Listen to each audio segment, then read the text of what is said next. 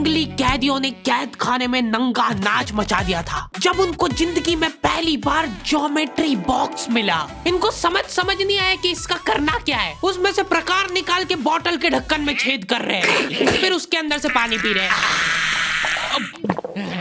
आधे बच्चों को पल्ले ही नहीं पड़ रहा है कि ये दो मुंह वाले प्रकार का करना क्या है, तो बैठ के उसकी स्ट्रेचिंग खोल रहे हैं।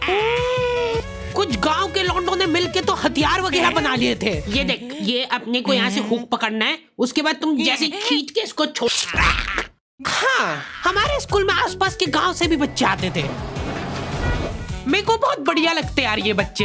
इनको तुम इनके बैग से ही पहचान सकते हो कि ये तो गांव से, क्योंकि इनके बैग की सबसे आगे वाली जेब में से हमेशा तेल टपकता रहता है। ये लोग लंच के नाम पे एक अचार की चीर और 3 पराठे भर के लाते थे स्टील के डब्बे में, जो रोज लीक कर रहा है। और ये लोग रोज अचार कैसे खा ले रहे हैं।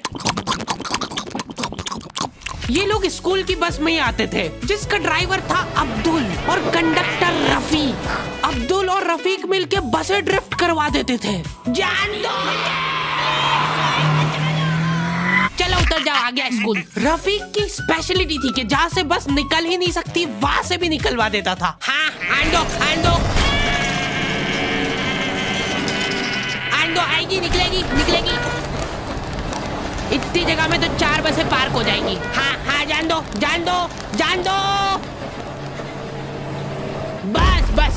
अब्दुल और रफीक बहुत डेडिकेशन के साथ काम करते थे। बारिश में गांव में बाढ़ आ गई है। गांव वाले बेचारे घर से बाहर नहीं निकल पा रहे हैं। बच्चों ने स्कूल की ड्रेस पहनी थी, वो वापस से खोल दी कि ऐसे मौसम में तो कहाँ ही जा पा रहे हैं स्कूल। इधर अब्दुल और रफीक बस लेके आ गए बाढ़ में। आराम से निकलेगी, आराम से। चलने दो। इतनी मेहनत करके जब ये सब स्कूल पहुंच रहे तो पता चल रहा है कि बाढ़ के कारण स्कूल ही बंद है। मेरे को बहुत पसंद है ये बच्चे, क्योंकि ये पढ़ाई को ज्यादा सीरियसली लेते ही नहीं है। ये लोग सारे सब्जेक्ट की एक ही कॉपी बना रहे हैं। टीचर ने कवर चढ़ाने का बोला तो न्यूज़पेपर में लपेट के लिया रहे कॉपी को। ये लो, चाय के कप के निशान दिख रहे यार उस पे। बेटा पेपर तो ढंग का लपेट के लाते। 120 पन्ने की कॉपी में 5 पार्टीशन कर रखे इन्होंने अलग अलग सब्जेक्ट के, और उसमें भी छोटा लिख रहे ताकि कॉपी नहीं भराए। और ऐसा नहीं है कि इनके पास पैसे नहीं है कॉपी लाने के। इनके गांव में इनकी इतनी जमीन है ना कि ये लोग जमीन बेच के अक्खा स्कूल खरीद सकते हैं। वो अलग बात है कि इनको इनकी जमीन का हिस्सा अभी तक मिला नहीं है, क्योंकि चाचा और पापा के बीच में घनघोर मनमुटाव है। दोनों को ऐसा लगता है कि इसने मेरे को धोखा दिया है। धोखेबाज, साथ में मत बोल। देख, मैं यहाँ पे फालतू बात करने नहीं आया हूँ। बात एकदम क्लियर है, मेरे को मिलनी चाहिए पूरी प्रॉपर्टी। अच्छा ठीक है, सबसे पहले तो तू औकात में रहे। तू रहे औकात में। अरे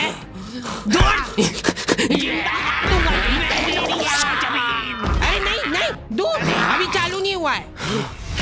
इनकी बहन दोनों भाइयों का समझौता करने के लिए रेफरी बनी है। एक दूसरे को माँ बहन की गालियां देने के बाद वहीं पे उनको सॉरी बोल दे रहे हैं। सॉरी, क्योंकि दोनों के रिश्ते सेम ही पड़ते हैं।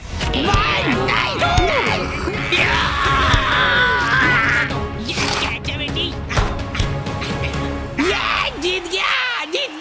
ये देख कोर्ट कचहरी में मिलेंगे अब। तो अभी तक वो केस चल रहा है और वो चलता ही रहेगा जब तक पापा या चाचा में से कोई मर नहीं जाता। हमारी क्लास के बच्चे बहुत बतौकड़े थे।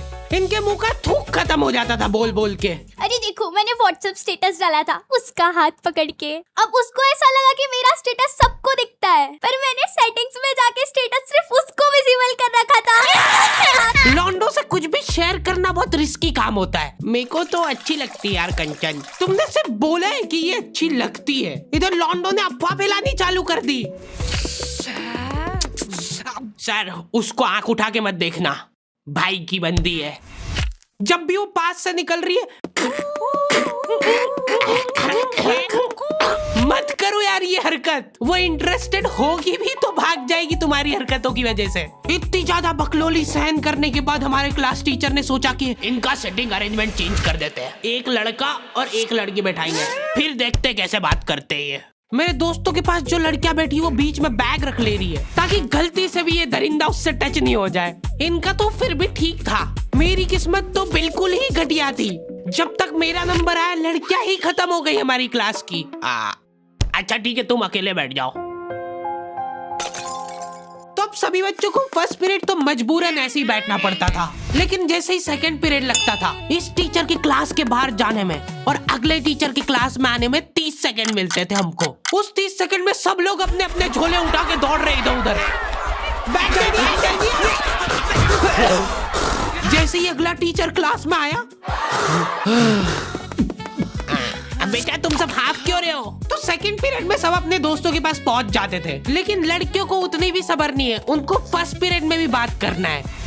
व्हाट्सएप स्टेटस जो था वो सिर्फ उसको दिखा।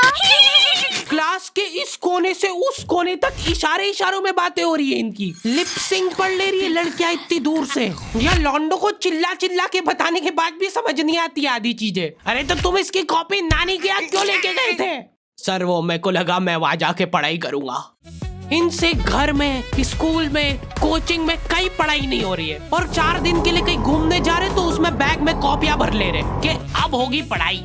वो भी दूसरे की कॉपी मांग के ले जा रहे हैं। वहां जाके सिर्फ कॉपी निकाल के सामने रख दी सबके, ताकि नानी के घर पे तुम्हारा एकदम रोला जम जाए कि लड़का दुनिया इधर से उधर हो जाए पर पढ़ाई नहीं छोड़ता है। लड़का दूसरे की कॉपी मांग के लाया है अपनी कॉपी कंप्लीट करने के लिए, जबकि स्कूल डेली जा रहा है अपना लड़का, फिर भी कॉपी इनकम्प्लीट रह जा रही है। और बात ये कि वहां जाके भी इनसे कॉपी कंप्लीट हुई नहीं है, उल्टा हुआ निकाल के रख दी थी और भूल के आ गए कॉपी।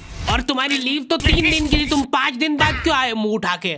सर हम लोग तीसरे दिन पे निकल गए थे वहां से और हम जैसे ही ऑटो रिक्शा में बैठे नानी जी ने रोना चालू कर दिया। अब जैसे जैसे ऑटो दूर जा रहा था मेरी नानी जी जोर से रोने लग रहे थे।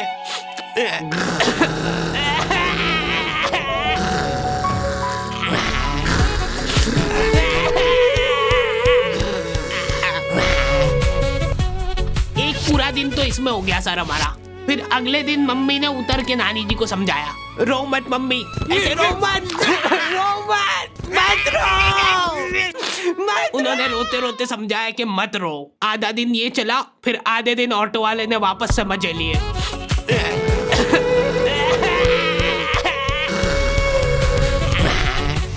बहुत हरामखोर टाइप बच्चे आते थे हमारे स्कूल में। हमारी क्लास के कुछ बच्चों को जने क्या चुल मची कि स्कूल में फोन ले जाते हैं और वॉशरूम में जाके वो फोन में गाने चला के झुंड बना के नाच रहे हैं।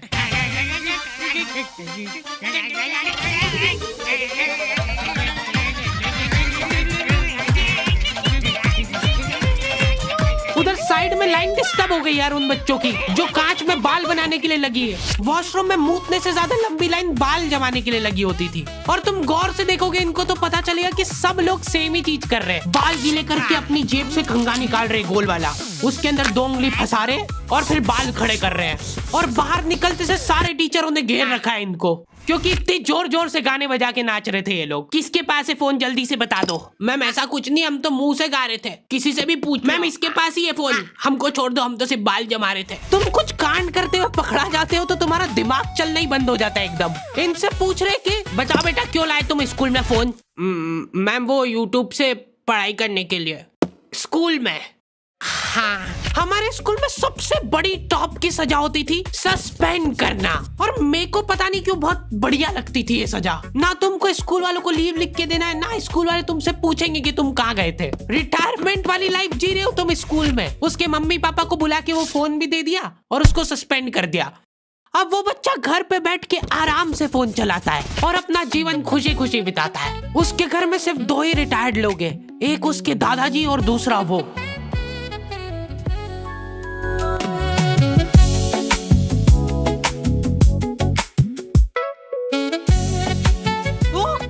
तो दी एंड हो चुका है। आई होप तुम लोगों को ये वीडियो पसंद आई होगी, और अगर नहीं आई है तो क्यों देखी।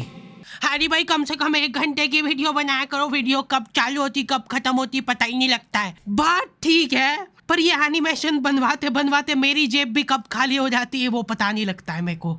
इसीलिए ये वाली वीडियो के लिए हम लोग एम रख रहे हैं सिर्फ 15,000 कमेंट का। जो भी वीडियो डालने के 1 घंटे के अंदर कमेंट करेगा उन सबको मैं पर्सनली रिप्लाई करूंगा बैठ के।